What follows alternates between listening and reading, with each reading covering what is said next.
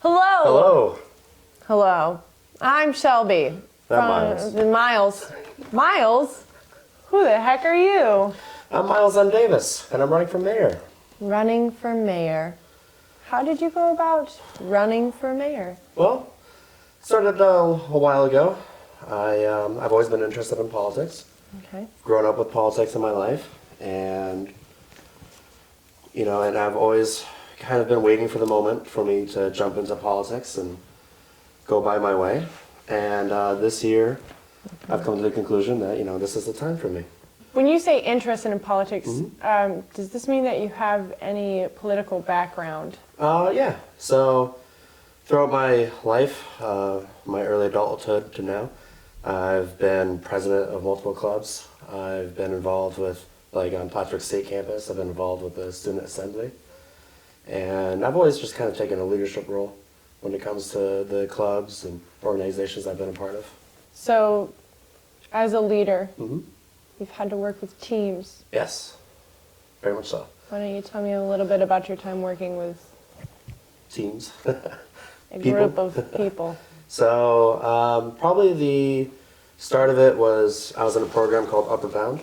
Oh, which okay. Is, They do great stuff. Yes, they do Wow. amazing. I cannot say enough. Support Upper Bound, it's the best. But no, they're an amazing program where basically, to put it simply, if you're poor and you're out of luck, then they're going to help you out.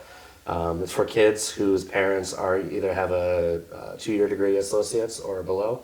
Right. Basically, if they don't have a degree and if they're making under like $50,000 a year combined or something like that.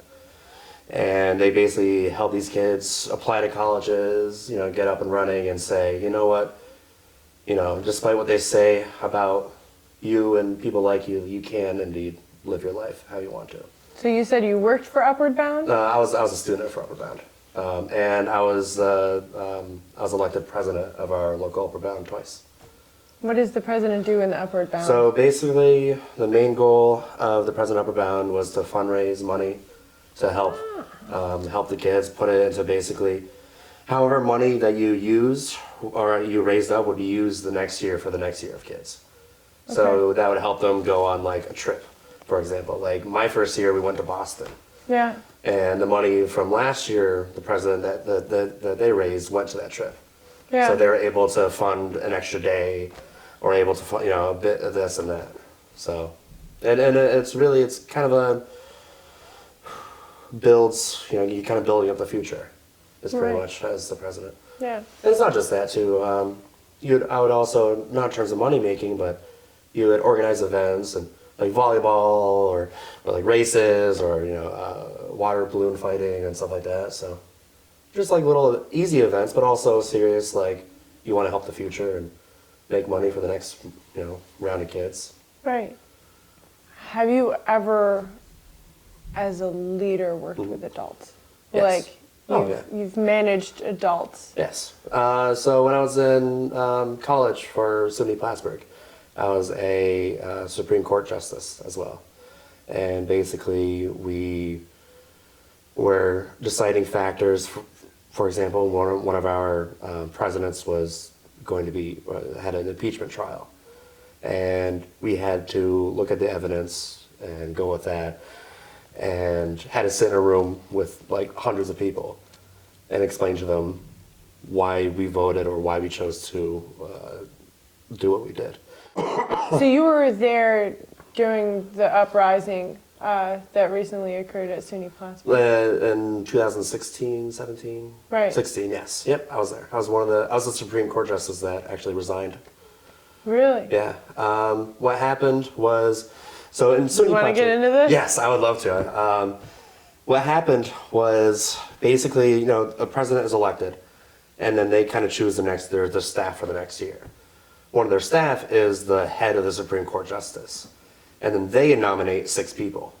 I was one of those 6 people nominated. But that already you can kind of see where that might fall into a weird thing is if a president is being impeached, right, then his nominee and his 6 nominees get to choose whether to impeach him or not. Right. So that's already kind of a conflict of interest right there. Yeah. And I was 17 at the time, turning 18.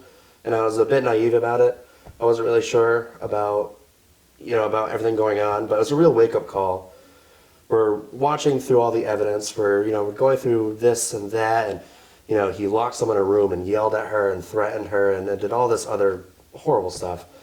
And we sat down in our own private room. We all talked to each other, and I one of my associates who I really respected said, "Oh, this is gonna be an easy trial." And I looked at him and I was like, "Yeah, I totally agree." And then they're like, "Oh, so we're gonna vote unanimous." And then they said, who wants to remove who wants to go through with impeachment? And I was the only one that raised my hand. Really? And I was devastated. Yeah. Like, I was shocked to my core. And that I could not believe. And then it just dawned on me.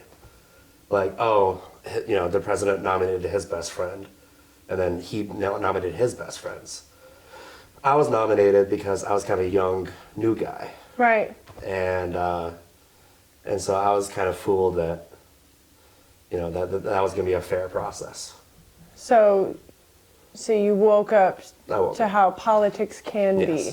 Yeah. It was I'm thankful to it now because it was a great wake-up call. And not to distrust people, but when you're jumping into a situation, to sit down and analyze it to the bare, maximum. Because if you miss one thing, that could completely devastate the rest of, what your campaign, for example, is going on. What do you want to do to make the city more successful? I mean, from what we've talked about, well, one of my biggest, or one of my main concerns is the lack of transparency that we're seeing. And I feel like if we were to, it kind of goes all around too, in that what we're seeing is a lack of communication between the townspeople and our government. And if we have a mayor that's going to, for example, the gym, or going to the Crete Center, going to the beach, and promoting it, be like, "Oh, look, here I am." Even just take a quick selfie, whatever, post about it, and be like, "Yo, this is what I'm doing right now." People will be like, "Oh, you know what? I want to go to the beach," or, "Oh, you know what? I want to learn what this is." Or if they, for example, if they go to the Plattsburgh State ice skating rink, and there's an event going on there. If there's a game going on or whatnot, come in, and join me and watch this game. People are like, "Oh, I didn't know there's a game going on." And I think just that line of communication could be absolutely instrumental in livening up Plattsburgh in a way. And I think people always joke that there's not a lot to do in Plattsburgh, but I'd say it's just that people just either don't know, or they don't think that enough other people go to these events. But if you see a local leader participating and actively engaging your community, it's a tone shift. And to me, I mean, talk about budgeting and whatnot. It doesn't take a lot of money either. I mean, you can post ads about it, or once again, emails or whatnot. But I found in my experiences as president, justice, whatnot, that a lot of getting people to participate and spend money for local businesses and local areas, whatnot, it's just to participate and advertise. And, that's not obviously the only thing I'd be focusing on as mayor, but it is an easy thing to do, but it's a big step to take for our community. Yeah. I agree with you. I don't know if I'm allowed to do that on camera, but I was told I can be honest. Yeah, no, it's... Sorry again, Matt. No, I think you're right, because I think a lot of people have a lot to say right now, and I think the best way to say it is to actually show up. Yeah, and to be there. Yeah. I like that. And it's that can be taken even out of politics, just in life. Just in general, if you want a friendship or whatnot, I mean, just participate. It's to me, it's simple.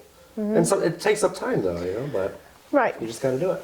So this town is run by a bunch of people with lots of money that are refusing to work with other people. So you're looking at smooth moves. Yes. You got a building for $200,000, and then the lot is not even for sale, I believe. Yep. In this small corner of Plattsburgh. So if they're not willing to work with people now, what makes you think they're going to want to work with somebody new? Are you from Plattsburgh? Yes. Oh, you're from here? Yes. Well, that's cool. I was born in Saranac Lake, Okay. but I've lived here 17, 18 years of my life. Oh, okay. And I don't remember not living in this area. So Right. this is my hometown. So new and young. Yes. So I mean that's of course I see it as a positive and a negative. Okay. You know, in that young and experienced. You know, I think we've all gotten that gist, but as well, I'm building up my foundation right now. And I'm seeing myself from an early age what is good for the community. And I'm not set in my ways. I'm not someone that says this is the only way we can do it. I'm still young enough where, I'm not totally flexible, but I am able to say like, okay, I had this one idea, but you know what? Maybe we can go this other route. And I'm not 50 years old and, set in my, set in my way of doing it one way or, my way. I'm at a young enough age where I'm able to work with people and say, okay, well, we can compromise. How are you going to appease the 50-year-olds with their mindset? Well, I would say that for the most part, it's building up the next generation. And, I am part of the next generation. And I'm looking at what I'm doing right now with the eyes of someone who's going to be here 50 years from now, hopefully. And, what I'm doing now, I have in mind how my world is going to look like from 50 years from now. That I'm going to live through it myself because I'm going to be here. And we're at a point now with my generation where it's time for us to step up. Right. It's time for us to say, okay, we are going to be in this world for a long time now. And it's my responsibility, and people my age, it's our responsibility to step up and to start forming the world into the image that we want it to be. And I could allow myself think to myself, oh, I'm not old enough for this yet. But when, is 23 when I'm old enough? Is 24 when I'm old enough? 25, I think it depends on your mindset and how ready you are for this. And for us, we're kind of running out of time with this world. I think we're running out of time to be able to step up and say, this is our time to fix what's going on. Mr. Davis. Mm-hmm. Why not jump into a council position? Right. Why are you going straight forward to mayor? What kind of symbolism do you think that symbolizes? Sorry. You actually answered my own question right there. But Is that what I was supposed to ask? the whole point of me, well, not the whole point, but a major point for me as myself, not even like just on a personal level, myself running for mayor, was or is the symbolism of a 21 or 22 actually now. I just turned 22. 22-year-old. birthday. Thank you. Yeah, 2 days ago. Sweet. But a 22-year-old running for mayor is that, sorry. We have that rising generation that I was talking about before. But for my generation as well, it's kind of like looking around and saying, look, I'm doing this, and I can do this. And I think I have enough local traction right now to be able to say I'm doing fairly well. And despite being a very young person. And comparatively, if I ran for town council member or whatnot, for me it's a symbol of change, and that we are ready for this new rising generation, and that we are ready to take leadership roles. And I could have easily gone for a town council member or something else as well, but just looking at it.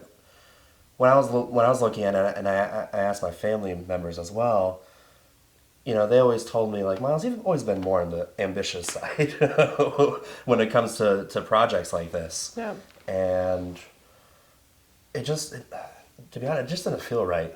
I did think about running for town council member, but I was looking at what's going on, and I was the first person to announce as well that I was gonna be running for mayor. You know, at the time we didn't have the two other people who have or one or two other people who have announced, and for me, I was looking at it like, well, nobody else is stepping up, you know, and that wasn't a major factor in it, but it was enough for me to say, okay, well, you know, it's time for somebody to do this.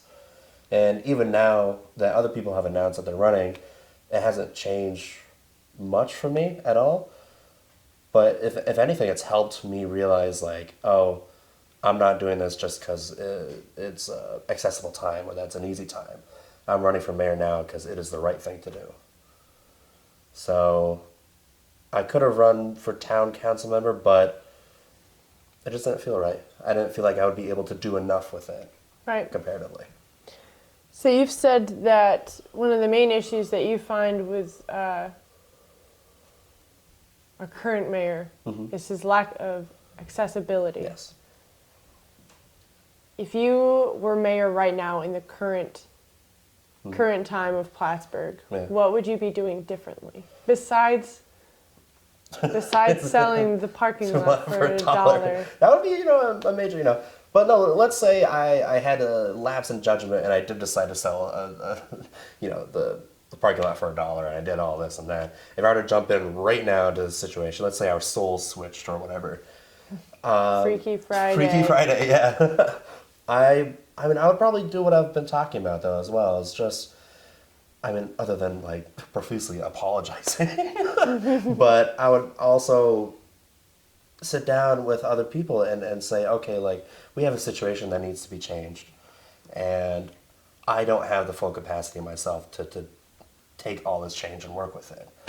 You know, we are, you know, I would hope myself, and you know, it depends on somebody else gets elected as well, but you know, we need a mayor who is able to sit down and say, I clearly don't have the capability to handle all of what's going on right now. You know, when you have the Durkee Street going on, you have the whole fire department, the whole scenario going on, you have all these different events, you know, and from what it seems like is our mayor is basically overloaded right now.